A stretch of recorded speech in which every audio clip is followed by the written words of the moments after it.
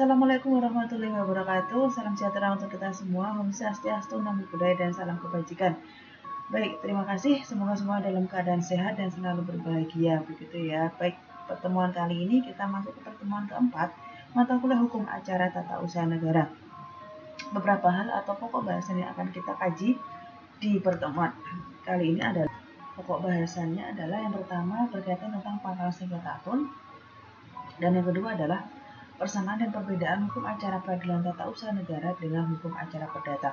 Walaupun secara teknis atau pelaksanaannya hukum acara tata usaha negara ini hampir sama dengan hukum acara perdata, namun tidak semua hal itu sama berkaitan dengan teknis dan prosedur beracara di pengadilan baik tata usaha negara maupun hukum acara perdata, begitu ya. Nah, ini nanti akan kita sama-sama kaji atau pelajari bersama seperti apa sih persamaannya dan sekaligus perbedaannya antara kedua sistem peradilan ini. Nah, sebelum kita membahas berkaitan dengan hal tersebut, kita akan membahas terlebih dahulu mengenai karakteristik keputusan tata usaha negara yang digugat. Katun kan menjadi hal yang menjadi objek dari hal yang bisa disidangkan di pengadilan tata usaha negara. Nah, katun itu sendiri mempunyai karakteristik atau tipe yang ada di sini disampaikan itu ada 3 hal. Yang pertama itu faktual atau berupa tindakan. Kemudian yang kedua bersifat tertulis, dan yang ketiga adalah sifat diam. Nah, faktual ini kan jelas bahwa berupa tindakan yang mana merupakan suatu tindakan yang diterbitkan oleh suatu badan atau pejabat tun. Kemudian bersifat tertulis. Kalau tertulis di sini kan jelas ya, kalau tertulis bahwasanya memang apa yang dikeluarkan oleh pejabat tun tersebut itu bersifat tertulis, tidak bisa secara lisan. Nah, secara lisan yaitu tidak bisa menjadi dasar hukum untuk seseorang dapat menggugat ke pengadilan tata usaha negara. Maka dari itu harus bersifat secara tertulis. Kemudian merupakan sikap diam. Nah, tidak semua keputusan tata usaha negara itu dapat menjadi objek sengketa tun. Karena apa? Karena keputusan tata usaha negara yang dikualifisir dapat menjadi objek sengketa ialah keputusan tata usaha negara yang diterbitkan oleh badan atau pejabat tata usaha negara yang mana bersifat konkret, individual, dan final serta menimbulkan akibat hukum. Nah, hal tersebut sudah saya jelaskan di pertemuan sebelumnya ya. Seperti apa itu sifat konkret, seperti apa individual dan final. Saya harapkan teman-teman dapat membaca lagi, dapat mengulas lagi. Nah, kemudian makna tertulis dalam suatu keputusan tata usaha negara itu ditujukan pada isi, bukan pada formatnya. Jadi berdasarkan pada substansi isi yang ada di dalam surat keputusan yang diterbitkan oleh badan atau pejabat tun, yang mana surat keputusan tersebut jelas bersifat konkret. Itu konkret itu adalah jelas bahwa ada bentuknya, ada rupanya. Kemudian individual itu ditujukan oleh seseorang yang mana jelas orang yang dituju itu sendiri bahwa identitasnya jelas, atas namanya siapa, kemudian alamatnya di mana, identitas lengkapnya sesuai dengan KTP yang ada, individual. Kemudian bersifat final. Final itu adalah definitif. Definitif artinya bahwa surat keputusan tersebut memang sudah sah berlaku dan memang diterbitkan oleh pejabat tata usaha negara, sudah ditandatangani dan sudah ada cap basah yang menyatakan bahwa surat keputusan tersebut sudah resmi dikeluarkan oleh pejabat tata usaha negara tersebut. Nah, hal tersebut yang menjadi atau karakteristik keputusan tata usaha negara yang kemudian dapat digugat dan disengketakan di pengadilan tata usaha negara. Kemudian selanjutnya adalah sengketa tun ini terdapat di dalam pasal 1 angka 4 Undang-Undang Nomor 5 Tahun 1986 dan pasal 1 angka 10 Undang-Undang Nomor 51 Tahun 2009 Undang-Undang Pengadilan Tata Usaha Negara yang baru, gitu ya, bahwa sengketa tata usaha negara adalah sengketa yang timbul dalam bidang tata usaha negara antara orang atau badan hukum perdata dengan badan atau pejabat tata usaha negara, baik di pusat maupun di daerah, sebagai akibat dikeluarkannya keputusan tata usaha negara termasuk sengketa kepegawaian berdasarkan peraturan perundang-undangan yang berlaku. Oke, berarti sudah jelas bahwa sengketa tun itu sendiri ya timbul karena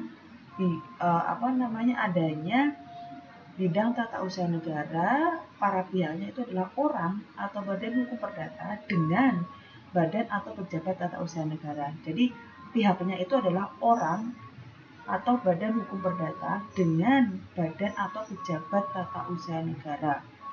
Jelas ya untuk para pihaknya. Kemudian dikeluarkan akibat dikeluarkannya keputusan tata usaha negara. Begitu, itu masuk sengketa dalam tata usaha negara. Oke, saya kira sudah jelas. Kemudian keputusan tata usaha negara di sini terdapat dalam pasal 1 angka 3 Undang-Undang Nomor 5 Tahun 86 dan pasal 1 angka 9 Undang-Undang Nomor 51 Tahun 2009 bahwa suatu penetapan tertulis yang dikeluarkan oleh badan atau pejabat tata usaha negara yang berisi tindakan hukum tata usaha negara yang berdasarkan peraturan perundang-undangan yang berlaku yang bersifat konkret, individual, dan final yang menimbulkan akibat hukum bagi seseorang atau badan hukum perdata. Berikut pengertian atau definisi dari keputusan tata usaha negara atau disebut sebagai KATUN gitu ya. Oke.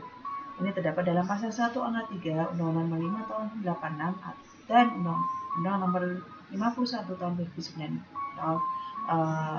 Undang-Undang 51 Tahun 2009 pasal 1 angka 9. Baik, kemudian ini ya sifatnya dari keputusan tata usaha negara itu sendiri, yaitu konkret, individual, dan final.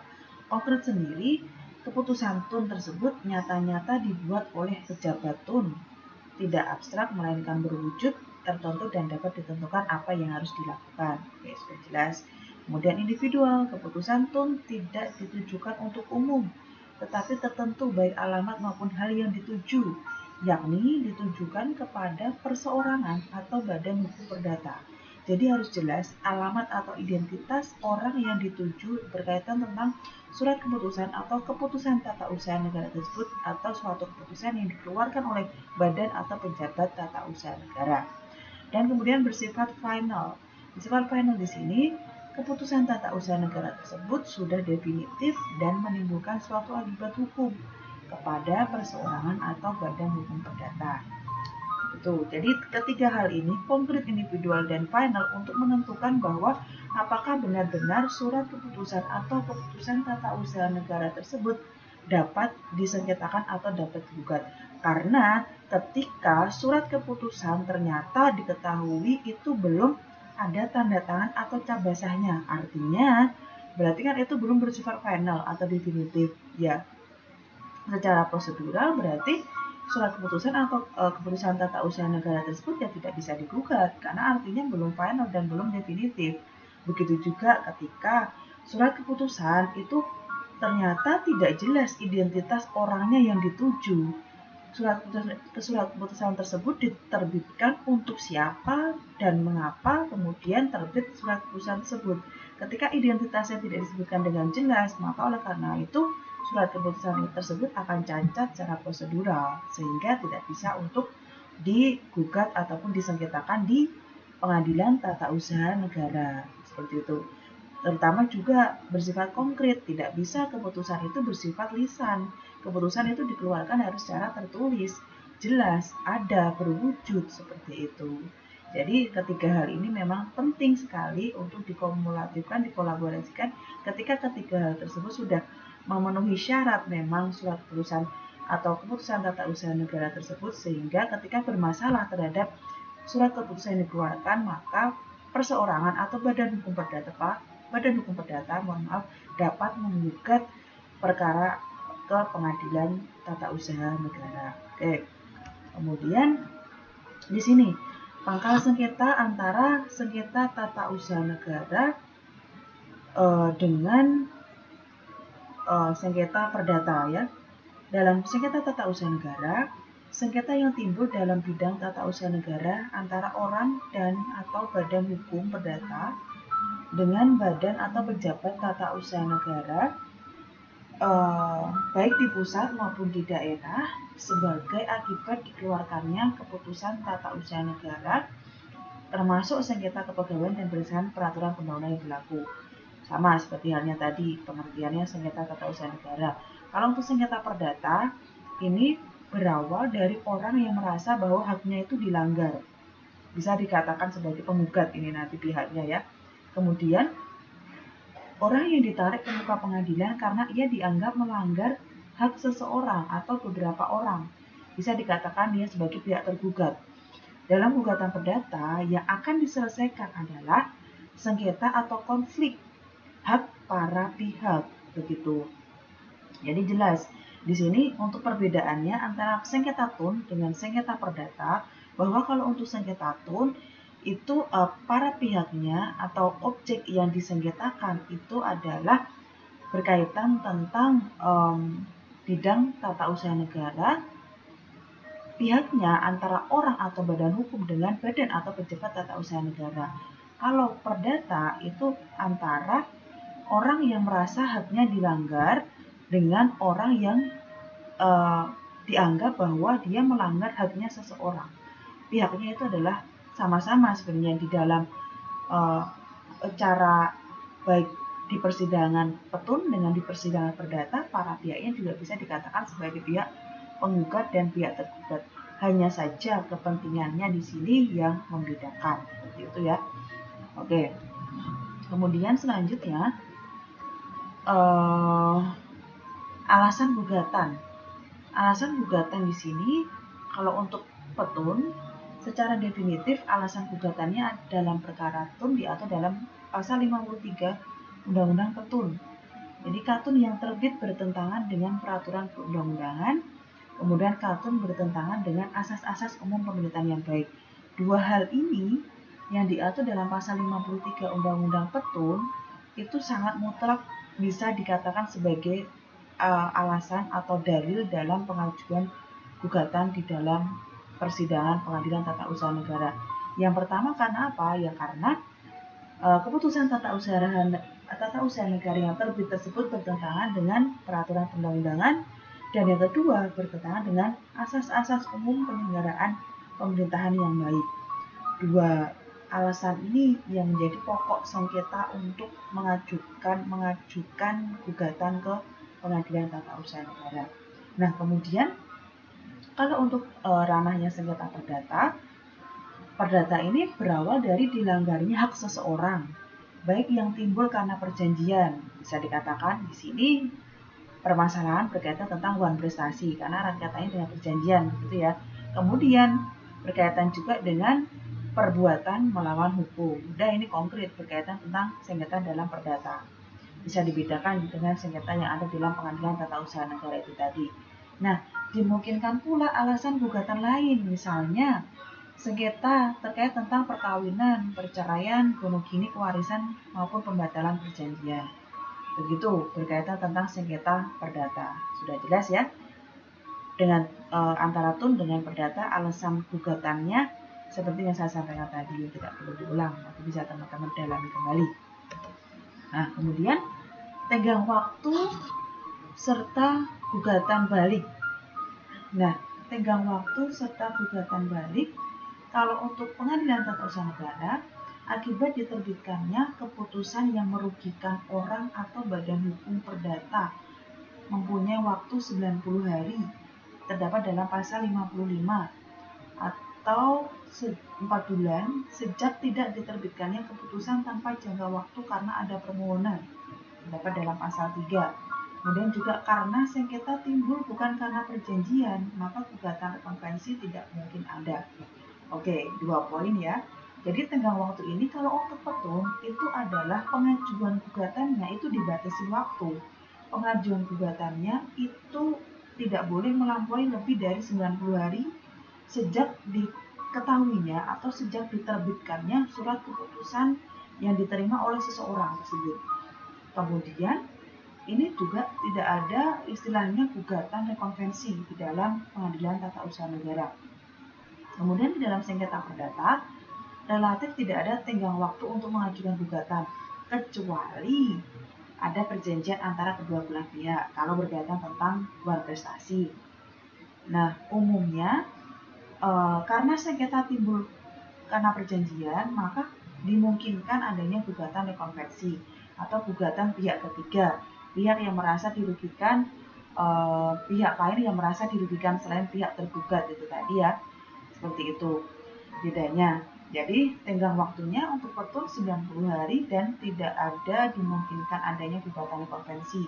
Tapi kalau dalam perdata waktunya tidak terbatas, relatif memang tidak ada tenggang waktu, kemudian memungkinkan adanya gugatan rekonvensi atau gugatan yang dilakukan oleh pihak ketiga. Baik, dilanjut kemudian di sini peranan hakim. Peranan hakim dalam sengketa tun itu hakim aktif dalam pengadilan tata usaha negara. Kemudian hakim menentukan apa yang harus dibuktikan. Silahkan baca kembali pasal 107 Undang-Undang Pengadilan Tata Usaha Negara. Kemudian tujuan pembuktian ialah material dengan sistem hukum negatif. Artinya bahwa jadi memang di sini pembuktian berdasarkan pada fakta hukum yang ada, perbuatan hukum apa yang terjadi di dalam sengketa tata usaha negara itu sendiri. Di sini juga makanya hakim sangat aktif sekali untuk menggali hal-hal faktual yang berkaitan tentang sengketa yang diajukan, seperti itu. Jadi berdasarkan kepada misalkan sengketa atas pendirian izin mendirikan bangunan. Nah, itu harus benar-benar dicari tahu faktanya bahwa awal mula kemudian diterbitkannya izin tersebut itu seperti apa.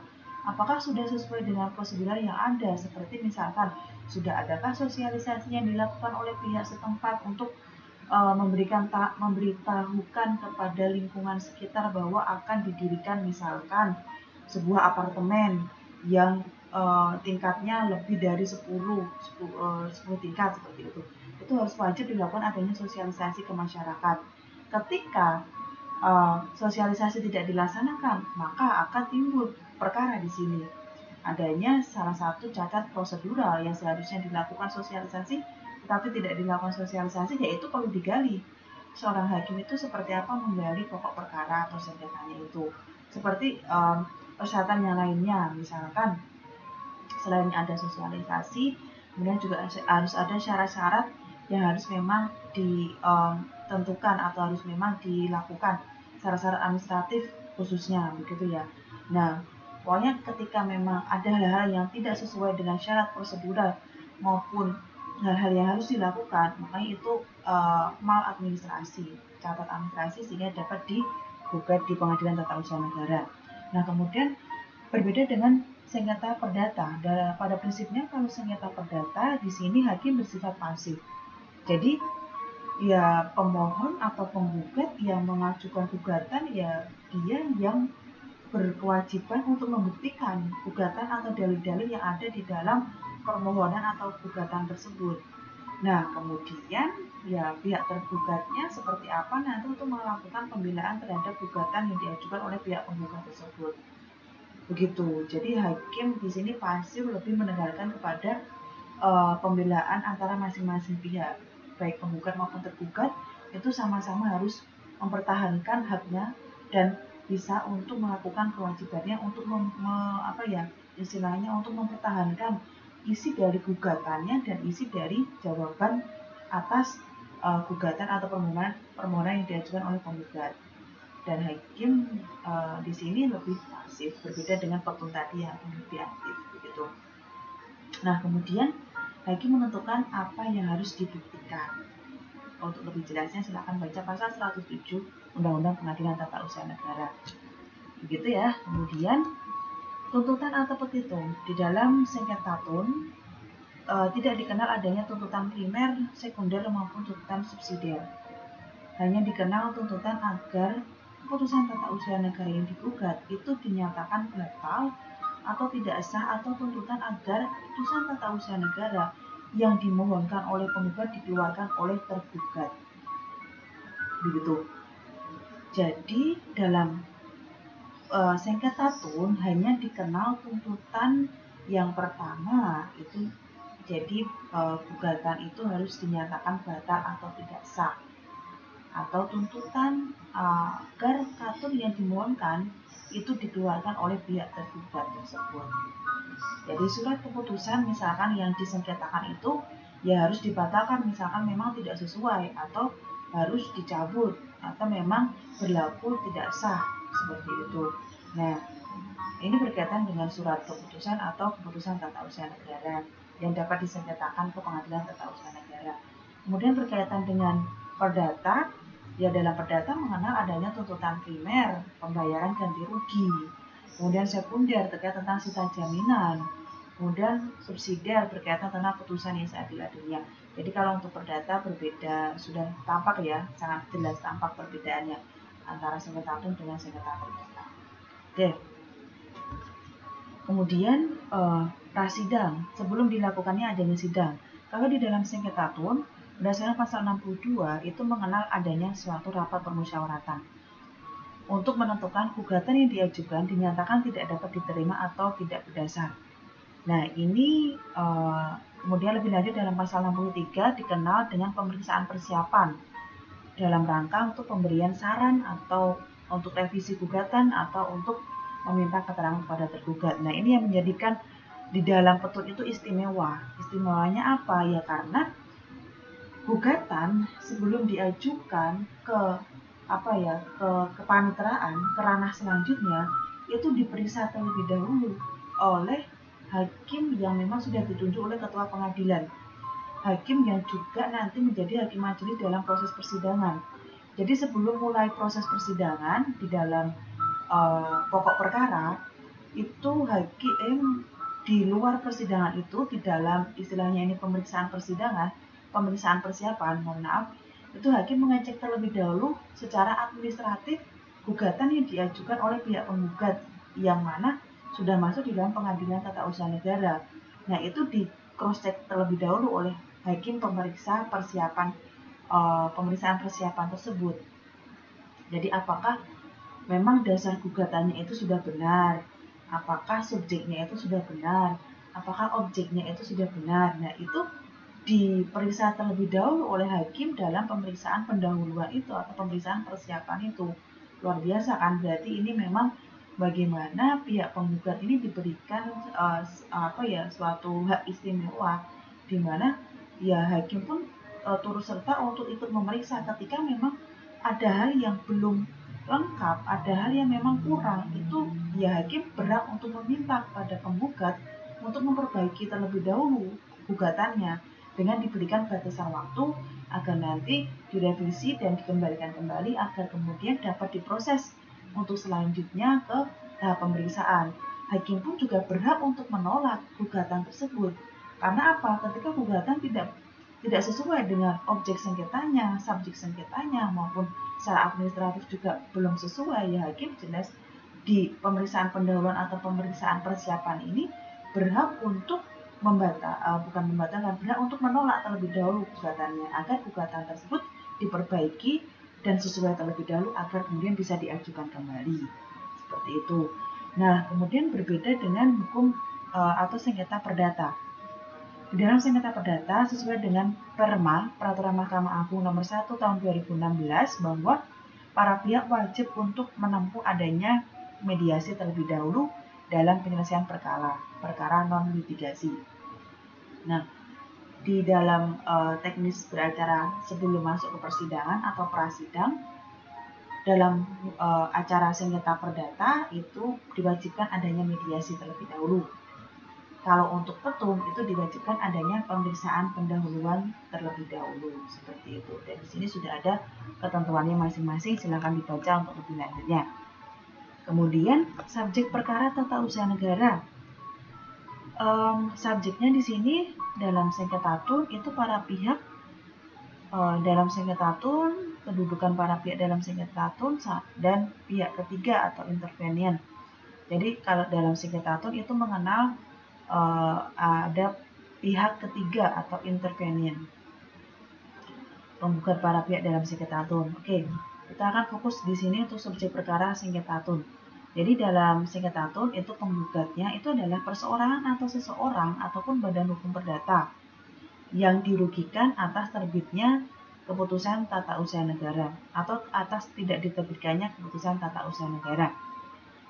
Nah, mereka yang tidak memahami ini, memahami berkaitan tentang bahasa Indonesia, kemudian difabel, dan mengajukan gugatan pun, hakim ketua sidang dapat mengangkat seorang ahli bahasa yang dipahami penggugat dengan terlebih dahulu melafalkan sumpah. Nah, ini berkaitan dengan teknis ya. Ketika yang mengajukan itu mungkin difabel atau tidak mengetahui terkait bahasa Indonesia, bisa mengajukan ahli untuk membantu proses beracara selanjutnya. Kemudian kepentingan penggugat dalam gugatan tun, di sini maksud kepentingan itu adalah tatkala penggugat merasa dirugikan dengan diterbitkannya putusan tata usaha negara, sudah jelas. Kemudian kepentingan tersebut dapat bersifat material, imaterial, individual, atau umum. Material bersifat kehartabendaan, misalnya hak ekonomis. Imaterial dapat berupa potensi kerugian. Individual artinya terbitnya atau tidak diterbitkannya keputusan tata usaha negara menyasar kepentingan pribadi penggugat. Nah, umum itu artinya penggugat dapat lebih dari seorang. Jadi kepentingan tersebut dapat bersifat material, imaterial, individual, atau umum. Kepentingan penggugat dalam gugatan tun. Oke, yang tadi sudah kita bahas berkaitan tentang perbedaan antara sengketa tun dengan sengketa perdata. Kalau sekarang kita lebih fokus kepada para pihak, subjek, dan objek dalam sengketa tun. Kepentingan penggugat dalam sengketa tun seperti apa? Ya, seperti yang saya sampaikan tadi, bersifat material, imaterial, individual, dan umum. Silahkan, semoga dapat dipelajari kembali. Nah, kemudian hal yang perlu diperhatikan penggugat dalam sengketa tun itu apa saja sih? Yang pertama, penggugat itu harus membayar uang muka biaya perkara hasil taksir oleh panitera pengadilan. Jadi ditamu dulu oleh panitera pengadilan, kemudian membayar biaya perkara untuk perkara tersebut dapat diproses selanjutnya. Kemudian penggugat tidak mampu, misalkan penggugat tidak mampu secara ekonomi, dapat memohon kepada ketua pengadilan untuk beracara secara cuma-cuma. Kemudian adanya lampiran gugatan berupa putusan tun yang menjadi objek sengketa, sekaligus kalau untuk gugatan berarti dalil-dalil alasan mengapa mengajukan sengketa tun itu apa harus jelas disampaikan di gugatan tersebut. Oke.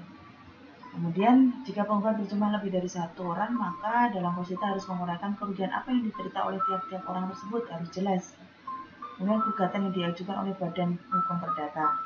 Kemudian juga penggugat dapat mengajukan permohonan penundaan pelaksanaan putusan tun selama penyelesaian sengketa hingga sampai putusan bersifat ingkrah atau berkekuatan hukum tetap. Begitu. Kemudian ini tergugat dalam sengketa tun, badan atau pejabat tata usaha negara adalah badan atau pejabat yang melaksanakan urusan pemerintahan berdasarkan peraturan perundang-undangan yang berlaku. Oke, sudah jelas. Nah, kemudian ada lagi istilahnya nih, intervensi. Intervensi dalam sengketa tata usaha negara. Seperti apa intervensi itu? Nah, prosedurnya kalau intervensi di sini itu pihak ketiga mengajukan permohonan atau gugatan kepada ketua pengadilan negeri, majelis hakim yang tengah menangani perkara antara penggugat dengan tergugat. Kemudian majelis hakim membuat majelis hakim membuat penetapan tentang dikabulkannya atau tidaknya permohonan pihak ketiga tersebut. Nah, yang ketiga, jika dikabulkan maka permohonan ditarik sebagai pihak ketiga. Oke, mohon maaf saya menjadi ingat tadi yang saya jelaskan tadi di gugatan rekonvensi ya, itu saya tadi gugatan pihak ketiga. Mohon maaf itu saya benar, saya flashback lagi yang gugatan rekonvensi tadi mungkin saya sempat salah menyatakan bahwa gugatan pihak ketiga. Maksud saya itu adalah rekonvensi, itu adalah gugatan balik. Gugatan balik itu artinya adalah gugatan yang kemudian ada hal-hal yang juga dilakukan oleh pihak lain, misalkan berkaitan tentang manifestasi. Manifestasi ini ketika penggugat menganggap bahwa adanya ingkar janji terhadap kesepakatan atau perjanjian yang telah dilaksanakan. Loh, ternyata pihak tergugat juga merasa dia dirugikan atas perjanjian tersebut. Oleh karena itu, pihak tergugat juga berhak untuk mengajukan gugatan balik. Seperti misalkan ternyata kesepakatan itu sudah melebihi dari jatuh tempo sehingga pihak penggugat tidak bisa untuk menggugatnya. Seperti itu. Contohnya tadi mungkin mohon maaf saya sempat salah menyampaikan terkait tentang gugatan konvensi, yaitu sebenarnya gugatan balik. Begitu ya. Oke. Kembali kemudian saya lanjutkan terkait tentang gugatan intervenien atau intervensi. Pihak intervensi di dalam sengketa tata usaha negara, bahwa adanya pihak ketiga yang mengajukan permohonan, pihak ketiga juga yang merasa dirugikan. Bagaimana beracara pihak ketiga ini? Nah, Ketua Majelis Hakim mengizinkan adanya pihak ketiga untuk masuk atau turut mencampuri dalam sengketa tata usaha negara ini ketika tengah ia periksa dan adili. Pihak penggugat dan pihak tergugat dapat menanggapi kehadiran pihak ketiga ini dalam tanggapan atau jawaban gugatan intervensi, dan pihak ketiga ini selain dibebani membuktikan haknya yang ia rasa telah dilanggar dalam pemeriksaan sengketa tersebut, juga dibebani pembuktian juga sama. Jadi yang dia lakukan itu juga sama dengan para pihak seperti penggugat dan tergugat. Pihak intervensi atau pihak ketiga ini juga dia berhak untuk mengajukan alat bukti, bisa juga dibebani adanya pembuktian seperti itu. Nah, kemudian hakim melalui asas audit et al. Tela partem akan mempertimbangkan satu dengan yang lain dan pada putusan akan menentukan siapa yang berhak atas sesuatu tersebut. Nah, kemudian hakim menentukan berhak tidak sih intervenian itu untuk masuk di dalam proses beracara atau persidangan di sengketa hukum ini, seperti itu. Nah, untuk intervensi ini berdasarkan atas prakarsa hakim bergabung dengan salah satu pihak atau atas prakarsa sendiri untuk membela haknya. Atas prakarsa hakim ini maksudnya adalah ketika hakim membutuhkan, oh ternyata ini pihak ketiga dapat dimasukkan sebagai pihak juga, misalkan pihak tergugat begitu. Ya dia bisa untuk masuk untuk mempertahankan haknya juga, atau dia bisa masuk sebagai pihak penggugat juga. Ketika misalkan ada perkara nih seperti pendirian tower telekomunikasi seperti itu ya. Nah, para pihaknya ketika itu mungkin penggugat dan tergugat. Saya sampaikan terlebih dahulu, pihak penggugat bisa dari masyarakat sekitar atas pendirian tower tersebut.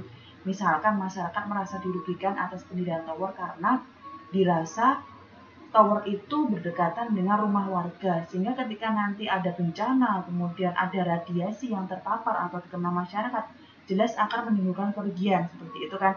Makanya penggugatnya adalah masyarakat sekitar, jelas perseorangan atau kelompok masyarakat. Kemudian tergugatnya ya siapa yang menerbitkan izin atas pendirian tower tersebut, izin yang memberikan izin, misalkan dinas perizinan atau dinas saya lupa ya, pokoknya dinas, misalkan dinas perizinan yang mendirikan, yang menerbitkan izin tersebut, otomatis dinas perizinan sebagai pihak tergugat gitu. Nah, ada pihak lain juga yang perlu juga untuk digugat. Siapa itu? Ya, orang atau suatu perusahaan yang menerbitkan menara telekomunikasi tersebut atau tower telekomunikasi tersebut. Misalkan provider X tersebut jelas dapat dilibatkan atau menjadi pihak ketiga yang ditarik untuk ikut diperkarakan atau menjadi pihak intervensi. Nah, ketika hakim mungkin memerlukan, oh ini perusahaan X, provider X itu perlu digugat juga, ya oleh karena itu maka dari itu hakim memberikan arahan untuk pihak dari intervenian tersebut untuk bisa diajukan begitu. Nah, ini juga bisa atas permintaan salah satu pihak, misalkan pihak penggugat juga meminta agar untuk bisa dihadirkan pihak ketiga tersebut atau perusahaan X tersebut, atau atas prakarsa sendiri untuk membela haknya.